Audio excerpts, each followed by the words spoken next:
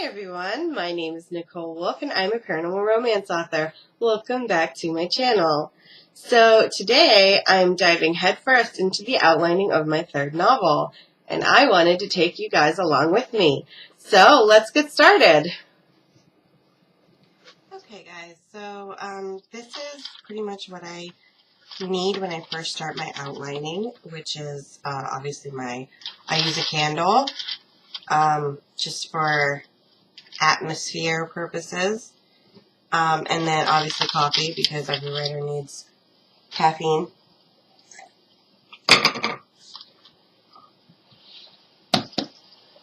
A notebook, obviously any kind, you can use any kind you want. Mine's just kind of one that I found at the store that had a saying that I really like: life is an adventure, remember to write your story, with a pen on it. So I liked that, so I picked it up. I usually actually prefer spiral bound, like these, with the spirals.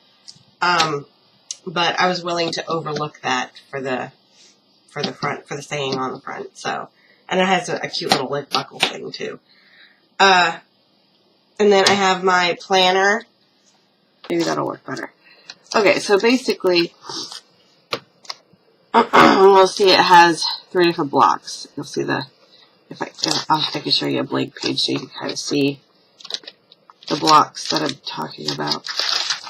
Okay, so you'll see it has 3 blocks in under each day of the week. So up here are the days of the week. And then it has 3 blocks.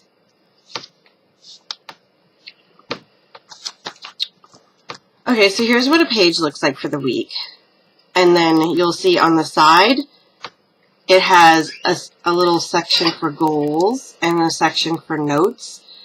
This is kind of just where I put things that I want to, like big goals that I want to make sure that I do, like top priority stuff. And then notes are just usually I put my like video ideas or social media stuff here. And then, okay, and then you'll see under each day of the week, it has 3 different blocks under the column. What I usually do is I use 1 block for writing, 1 block for meal prepping, and 1 block for cleaning. Because those are kind of the 3 things that I want to, the 3 categories that I need to do every day. Most days at least. So, here I could show you what it kind of looks like. Okay, here we go. Okay, so here is this past week. You'll see I had a YouTube video goal, which is crossed out because I did it. And then you'll see here I have goals for my writing in here. And then you'll see meal prep, so writing goals are here, and then meal prep goals, what we're having for dinner that day, and then cleaning that I want to get done that day. So that's kind of how I plan out my days and my weeks. Weekends, obviously, you could see are set up. Like, I don't have as much going on because I tend to not clean, like my cleaning and my dinner stuff tends to not go on Saturdays and Sundays because a lot of times we're either eating leftovers or we're eating out for one day. And then now my writing might change. This is for Sunday school. I teach Sunday school.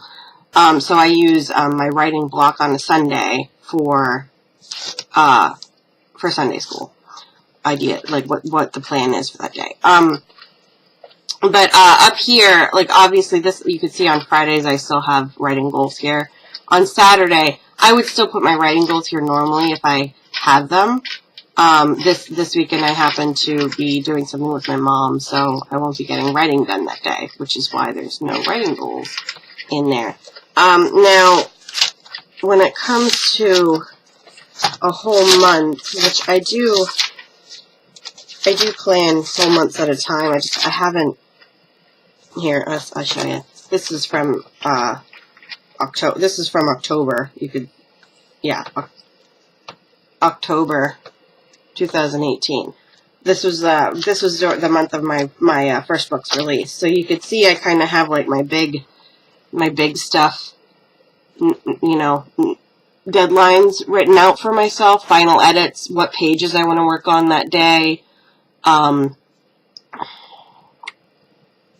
paperback covers, formatting, and then I have like you know, like things that are going on, and then there's my release day, and that was something I needed to do before the release day. So that's kind of what I try and do. I try and write down like my deadlines in the monthly one, and then my like daily goals go in the ones that have the weeks.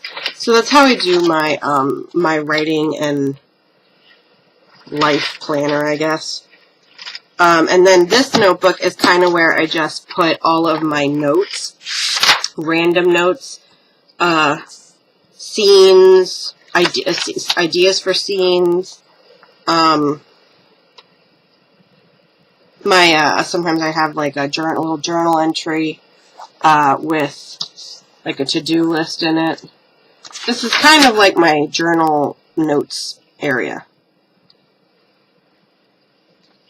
This was for the last book, so these were like scenes that I wanted to complete. Here was a list of proofreading stuff that I needed. As I was reading through, I'd write down the page number and changes that I needed to make.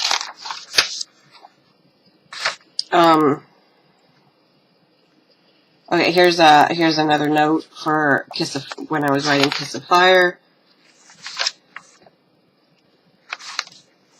And then, and now I'm on to, you see, Kiss of the Arctic Notes. So that's where I'm at now. I'm on the third book, and as you can kind of see, I just kind of put a little bullet point for each scene idea note, and then after I'm done this, I put it up on my board and kind of figure out what order, or what I'll do is I'll write them on these post-it notes, and then each scene idea I'll write on a post-it note, and then I'll show you later. I put those up on my whiteboard to kind of figure out what order I want the scenes to go in. So then I can, you know, it's easy if they're on post-it notes, because then I can easily just move them around on the whiteboard. So yeah, that's how I kind of get my outlining started. So yeah, if you guys have any questions, make sure to post them down below, and I will try and answer them whenever I see them.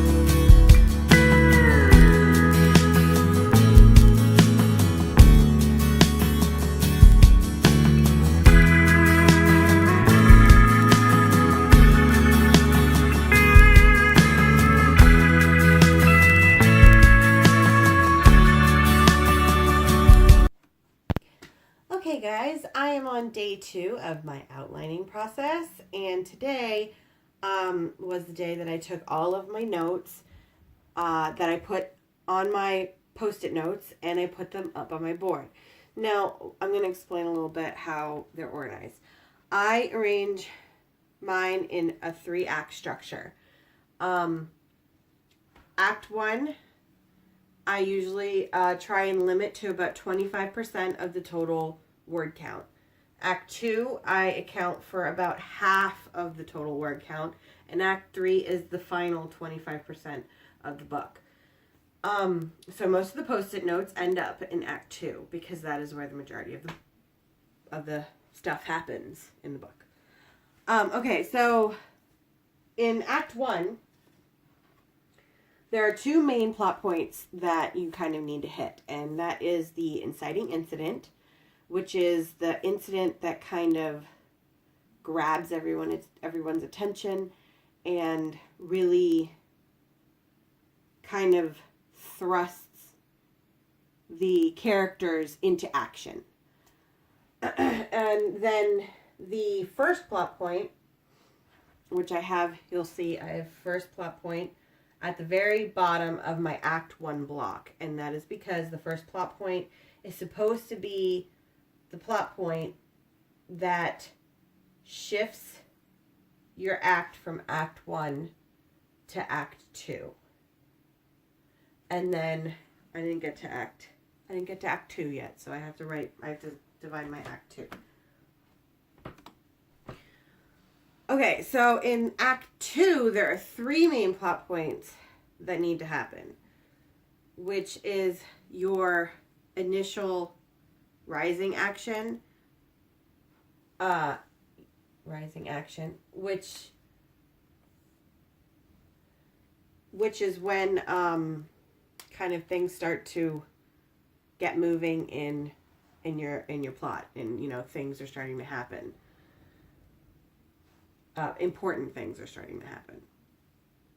Your midpoint, which is supposed to happen about halfway between the entire book.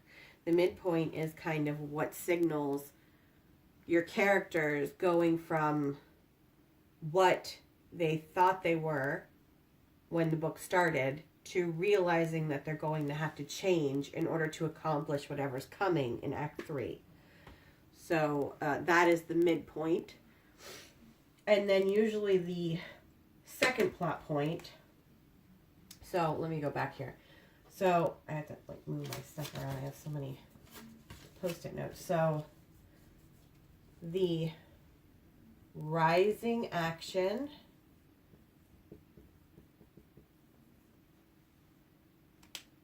So those will be all of the scenes that kind of lead up to the midpoint. And then we have a midpoint. And then the second plot point. Okay, so the second plot point is what happens right before all of the things for the climax starts coming up. Like the things that immediately happen before your climax goes in the beginning of Act 3. So everything that takes place, it's kind of like the lull before all of the quiet before the storm, let's call it that. So that's what kind of the second plot point. It usually happens where they're trying to, they attempt to solve whatever the problem is in the book and they fail. And that is the second plot point. So whatever they know needs to happen, okay, let's just say it's a big bad guy. That's pretty common in books. I need to defeat person X, whoever the antagonist is. And then the second plot point is usually them trying to come up with a way to do that and trying to accomplish what their goal is and failing at it. So it's almost like that black moment that happens right before everything kind of starts moving into the third act. So, I mean, you can kind of call this the black moment.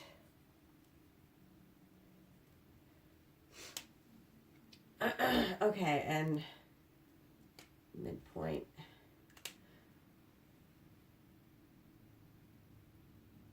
Okay, so for me, the midpoint is kind of when the characters start realizing, because I write romance. So the midpoint for me is usually when the characters are starting to realize that they have they have actually really have feelings for each other, and it's not purely a physical thing.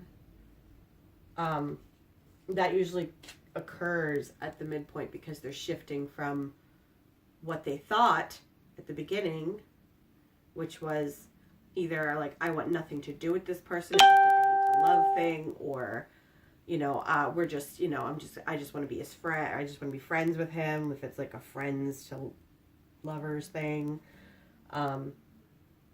or, you know, or I'm just going to make this like a fling, like it's just, I don't, it's just a physical thing, I don't really care about this person, and then all of a sudden at the midpoint, that's when they start realizing, yes, maybe I do care about this person more than I thought I did. So that's what happens at the midpoint. The midpoint is kind of where they're making that shift from what they thought was happening to what is changing and is going to affect the third act. Okay, so I'm gonna move some of my post-its around to fall into my categories in the second act.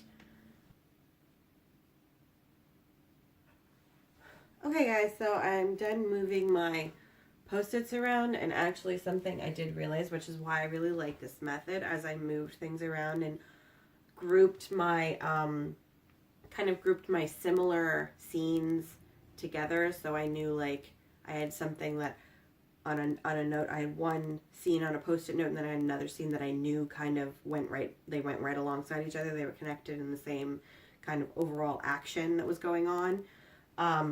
So I kind of reorganized everything, and I did realize that I need more scenes in my act 2, because I'm noticing there's more scenes going into act 3, and proportionately there's not enough scenes to counterbalance my second act, unless those scenes just end up taking up a lot of word count.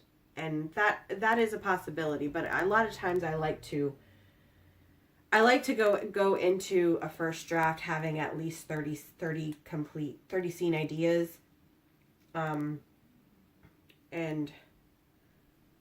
that's just because I like 30, 31, because if you have 31 scenes, then you know that scene 16, you know, scene 16 has to be your midpoint scene. So it just kind of makes it for easy math. So anyway, now for me, because I write romance, a lot of my big plot points, sometimes I might have more than one scene.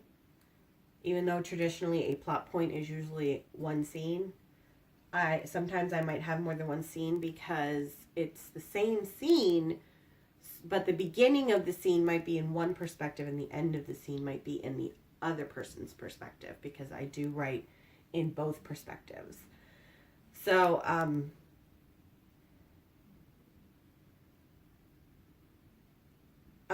anyway,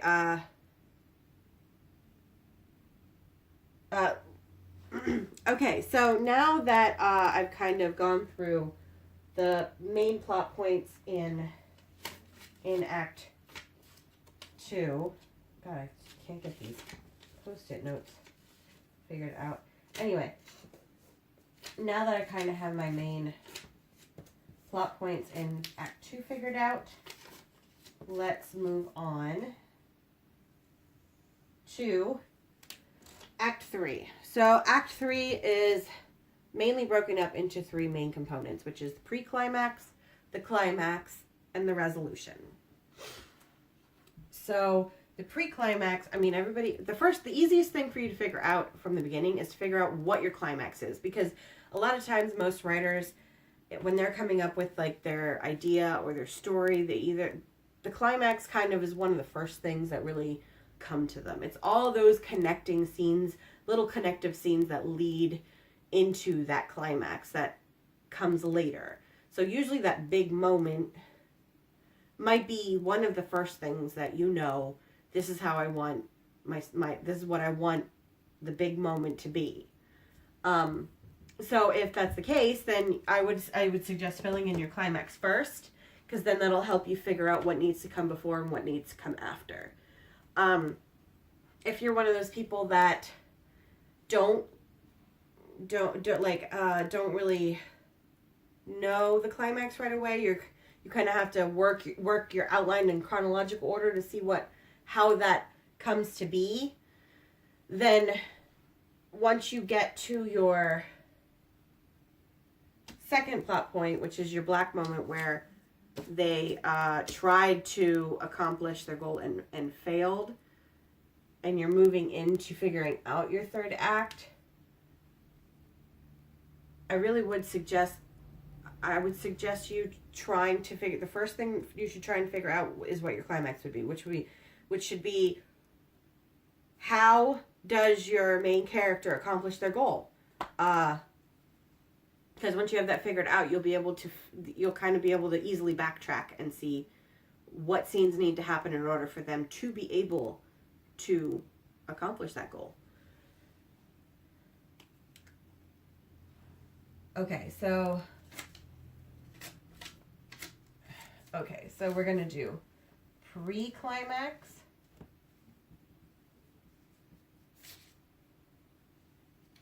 Okay, return. Okay, that's all good.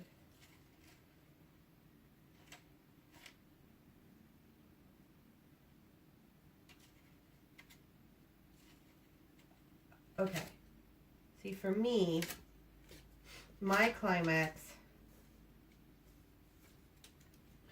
people always have like one note for their climax. They don't realize that a lot of times the climax can take up a lot of scenes. Like my climax takes up a big chunk. It should take up a relatively large chunk of your third act. I mean, that is the big part of your third act. And your third act is only 25% of your book. So even if you divide it evenly, that doesn't leave much for you to devote to that big moment that everybody's been reading the book to get to. I mean, everybody doesn't want a climax that lasts, a page and a half. You know what I mean? So, if you're using this method, you really should have a large portion of your scenes in the climax, because that's the big shebang that's going on.